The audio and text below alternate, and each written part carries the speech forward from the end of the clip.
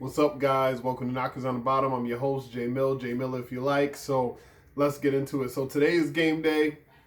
Cowboys against the Tampa Bay Buccaneers. So we're going to take a look here at the Cowboys offense against the Tampa Bay Buccaneers defense and kind of see, some of the holes in their defense where the Cowboys might be able to have some success. But before I get to that, just want to let you guys know, hit the like button, hit the subscribe button. We're at 39 subscribers. We're trying to get to 50. Once we get to 50, I will give away some Cowboys-centric merch, whether it's a gift card to the Cowboys shop or, Cowboys jersey, Cowboys hats, something like that. But, still brainstorming, but got a lot of different ideas on what we'll give away. And then once we get above 50 and keep going, I'll periodically give things away all the time. So, like I said, make sure you hit that like button, hit that subscribe button. But here we go.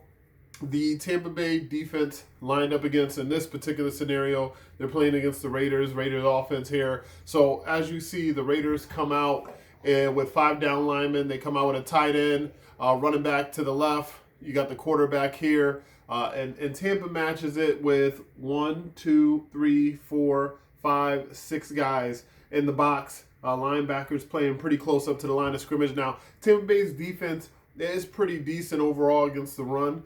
They're actually pretty decent against the pass as well. They have a pretty balanced defense here. But let's see how the Raiders choose to attack them, right?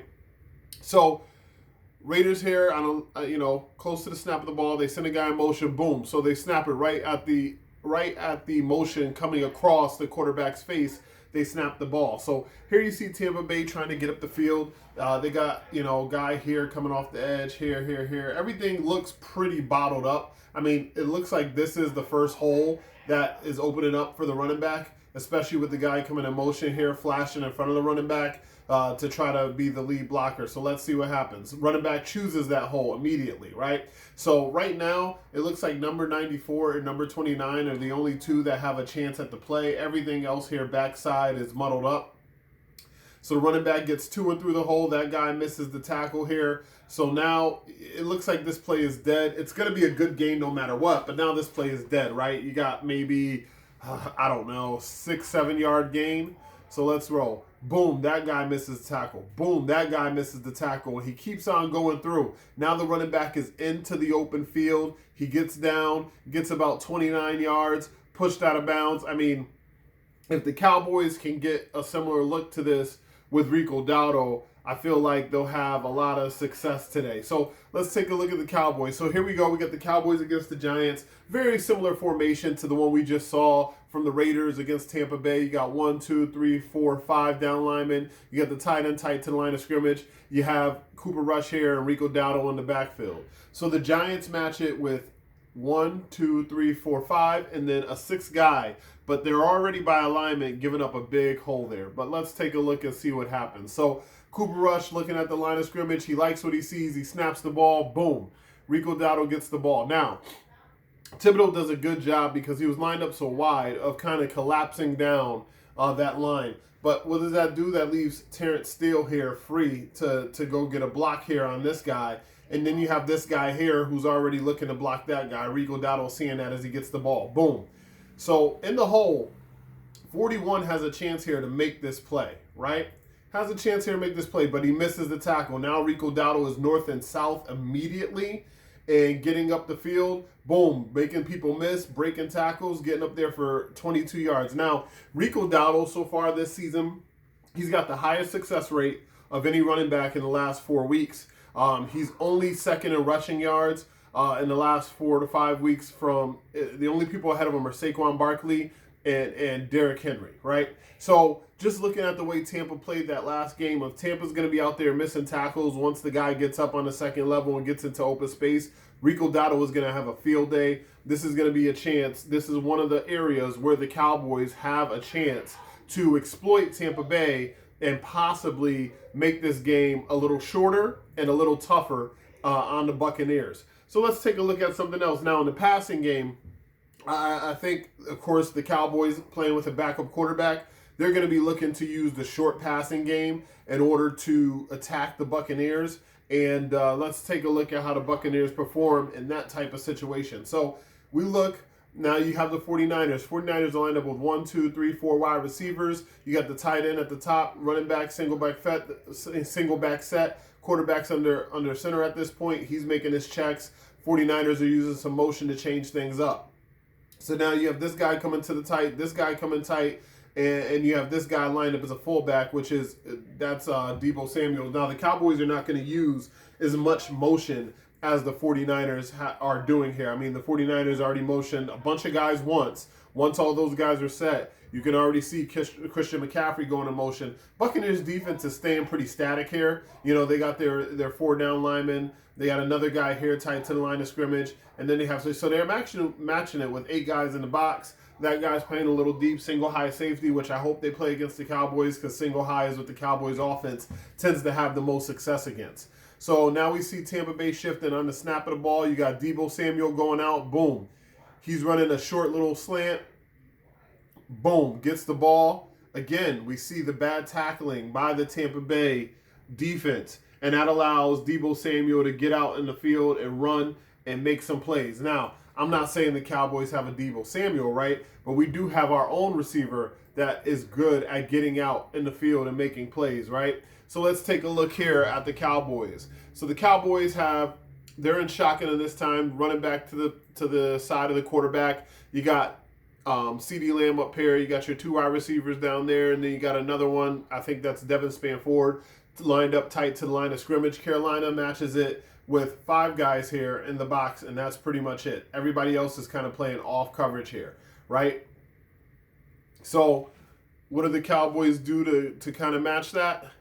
You see, they send CeeDee Lamb in motion, or you see the running back in motion, sorry. CeeDee Lamb gets a short pass. Now, boom. Once they get that short pass, you got a blocker here, blocker here, blocker here. And you have most of the Carolina defense over on this side of the field. I don't like how our receivers are kind of loafing it, but that's another question for another day.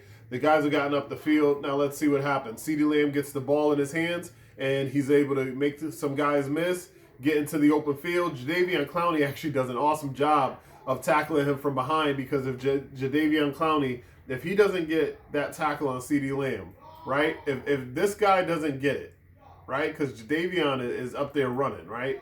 So if he doesn't get CeeDee Lamb, you got this guy in front. CeeDee Lamb's going to just take that and go. He's going to wait to see what this guy does. If this guy takes an inside leverage, CeeDee Lamb's going to go outside. If this guy takes outside leverage, CeeDee Lamb's going to go inside. So no matter what happens, CeeDee Lamb is thinking he's going to go, but Jadeveon Clowney doesn't quit on the play and is actually able to get CeeDee Lamb to the ground and stop it for only 20 yards. But again, as we just saw from the way Tampa Bay played their defense, there's going to be some opportunities for these plays for the Dallas Cowboys, right?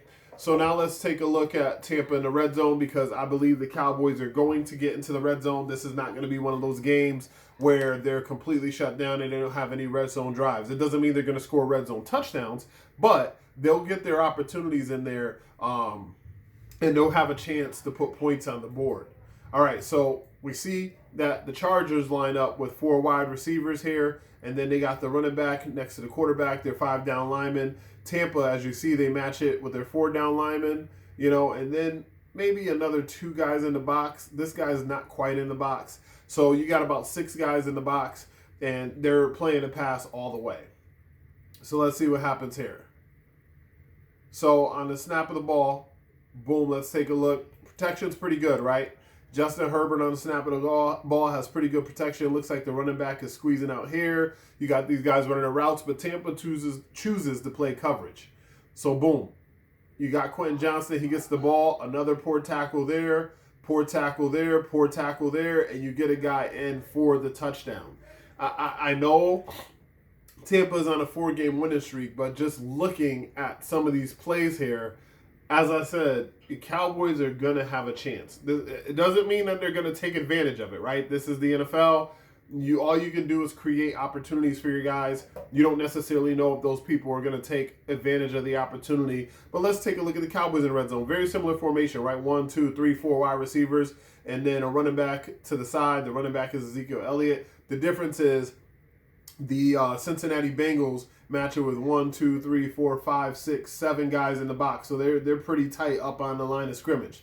So let's take a look and see how the Cowboys do. Now, this is a great play design by the Cowboys. Boom, let's stop it here. The protection is holding up pretty well here, right? And so now you have Jalen Tolbert out here. You have CeeDee Lamb, who's being bracketed by two guys. You have Jake Ferguson going to the outside, and you have Brandon Cooks right here, right? So Brandon Cooks, boom, makes a nice move in the end zone. And he was actually, they threw the flag because if you take a look at it, Brandon Cooks was being held at the top of his route. They sped it up on me real quick. Sorry, guys. Let me get back to this real quick. Slow it down just a little bit more. All right. So if you look right here, that's a penalty, right? That's why the flag was thrown. That's holding in the end zone. So no matter what, the Cowboys would have gotten an extra opportunity here. But because two guys go with CeeDee Lamb, and then you got a couple of underneath routes, so that pulls any help that could be here for Brandon Cooks. As long as he runs to this section of the end zone, he's going to have a wide open release. He's much faster than this guy. That's why that guy's holding him. You know, so it was nice to see him break away. Boom. And that's just about as easy of a touchdown as Cooper Rush will get. So the Cowboys do have an opportunity, like I said, an opportunity with the scheme they run versus the scheme that Tampa runs. The Cowboys have a chance here to put some points on the board. So now let's get to some predictions. So I do expect this to be a game for our offense. I think our offense is going to be okay in this game. Now, okay for the Cowboys this season has been about 20 to 27 points. So don't expect an offensive explosion. The Cowboys aren't going to put like 40 points up here on the Buccaneers. And I do think with some of the things we looked at on the defense, Micah Parsons is going to give Baker Mayfield a run for his money. Baker Mayfield likes to scramble. He likes to run around. He likes to try to throw the ball on the move. So for defensively, I'm really considering that Baker Mayfield's going to he's going to have to get the ball out of his hands. He can't be dancing around back there because number 11 is going to win some plays. Now, you have to watch Tristan Wirfs. You know, if the Cowboys line up Mike on him, that's going to be a little bit of a tough matchup because Wirfs is a very good offensive lineman. But I do think even when you're a good offensive lineman, if they try to isolate one-on-one and give Wirfs Micah Parsons and just let him go one-on-one, Micah Parsons is going to win his fair share of the battle. So it's going to be an interesting chess match between the Cowboys. I do think Rico Dowdle has another 100-yard day. I know that when you're talking about the Tampa Bay Buccaneers, you always have to worry about Vita Vea up front. But I do think, unlike years past, the Cowboys are more prepared to handle that man's power. You know, in years past, we had Tyler Biadasz at center. This week, we'll have either Cooper Beebe or Brock Hoffman at center, and each one of those guys plays with a mean streak. Cooper Beebe in particular plays with a lot of power.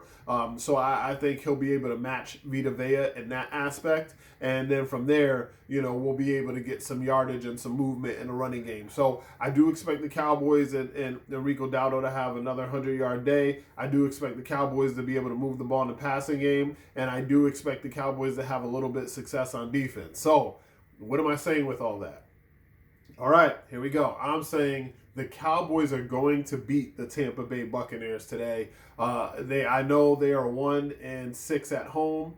I know that the Cowboys have not put up the biggest fight at home, and I know they have a crap load of injuries. But I think the Cowboys are going to beat the Tampa Bay Buccaneers today. I think they're going to win, let's say, 27-24. I do think it'll be an up and down game. So don't be surprised if Tampa's up, 10-3. And then all of a sudden the Cowboys are up 13-10.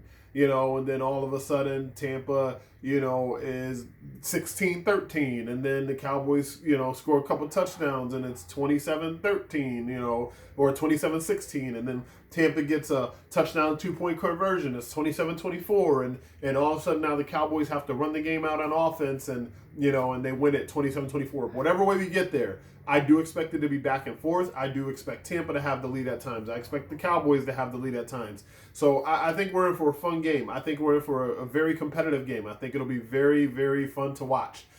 Sunday Night Football is always great. Only game on TV. So if I'm wrong and the Cowboys get their ass kicked, Everybody's going to be watching. You guys can feel free to let me know in the comments below what you think as far as scores and predictions. And you guys can come give me crap after the game if the Cowboys get their butt kicked or if for some reason they kick Tampa Bay's butt. But I don't think so. I think it's going to be a close game. As I said, 3-point spread for myself, even though Tampa Bay's favored in the game by a good amount. But thank you guys so much for tuning in. You can follow me on Twitter at JMillerIYL. That's JMiller if you like. You can also hit me up at knockersonthebottom@outlook.com. Again, knockersonthebottom@outlook.com. You can hit me at knockersonthebottom@gmail.com. I'll take questions in the comments below. Anything that you want me to cover, anything specific you want me to get into, I'll take them there. I'll take them via Twitter. I'll take them via email, throw it into a mailbag, make it a formal segment. But thank you guys so much for tuning in. Love you guys. Like I said, hit that like button, hit that subscribe button. Until next time, I'm your host, J Miller if you like. This has been Knockers on the Bottom. Go Cowboys. Peace.